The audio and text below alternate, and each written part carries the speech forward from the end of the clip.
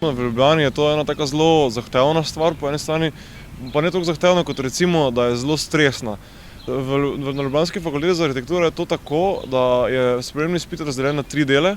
Prvi del je tak, da moraš narisati nek predmet in to je potem bolj neka arhitekturna risba, ki se jo, če je ne znaš, se jo nekje preučiš. Tega je ogromno že dan danes, kjer se lahko te risbe naučiš. Potem drugi del je risanje nekega objekta po spominu, torej se preizkušajo tvoje sposobnosti kreativnega mišljenja, pa tega, koliko lahko ti umišljaš, kak imaš spomin, koliko se znajdeš v določeni situaciji.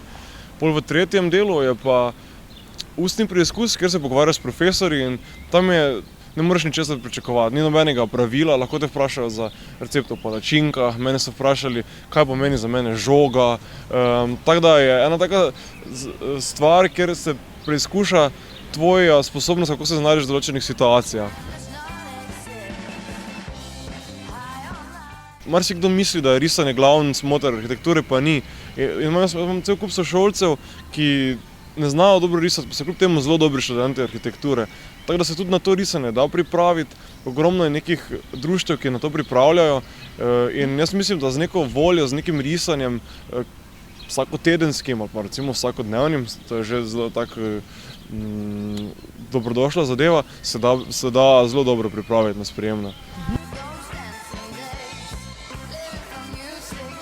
Meni je bilo to dokaj stresno, jaz moram povedati, kar znam risati, ampak je vedno tisti strah, ki so ti ga vcepili ostali ljudje, ki so že na tej fakulteti, ki so te sprejemne dali skozi, ker je nek pressing, imaš samo 2 uri časa, narišeš čisti predmet.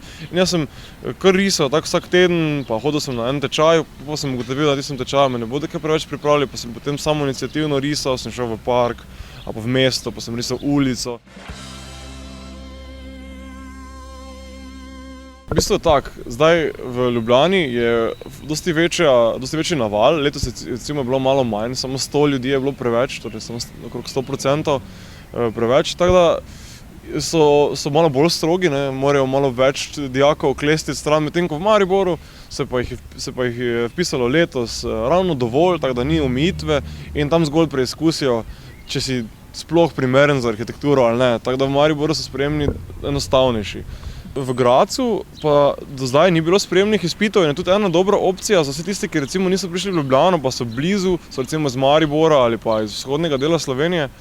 Tam moraš narediti samo en izpit za nemščino, da ti dokažeš, da znaš nemški jezik in potem si sprejet na fakulteto, ki pa je, moram reči, da zelo dobra, sicer malo tehnična, ampak zelo dobra opcija za vse tiste ljudi, ki bi si radi želeli malo tujine že na začetku. Ja, ker recimo zelo zanimivo, tako zelo aktualna tema so recimo Stožice, o kateri je govorila cela Slovenija. In je v bistvu en zelo lep primer, kako se lahko neka arhitekturna ideja spremeni, transformira zaradi raznoraznih zahtev, ekonomskih, pritiskov iz raznoraznih smeri in potem imaš tisto inicialno idejo in zamisel, ki jo daš na realna tla in naenkrat se to spremeni, tako da je že nerazpoznavno. Isto se je zgodilo s Stožicami, to je bil en tak zelo lep projekt, tako koherenten, kontinuiran, tako fajn ga je bilo za pogledati. Zdaj se pa je to spremenilo v pač čisto neko drugačno formo, v neko školjko z neko košaro tam in je en zelo zanimiv pogled na to, kako se arhitektura v bistvu transformira, ko pride enkrat na trg. Tako da ena izmed mnogih aspektov arhitekture, ki je v bistvu vedno del našega vsakdanjika.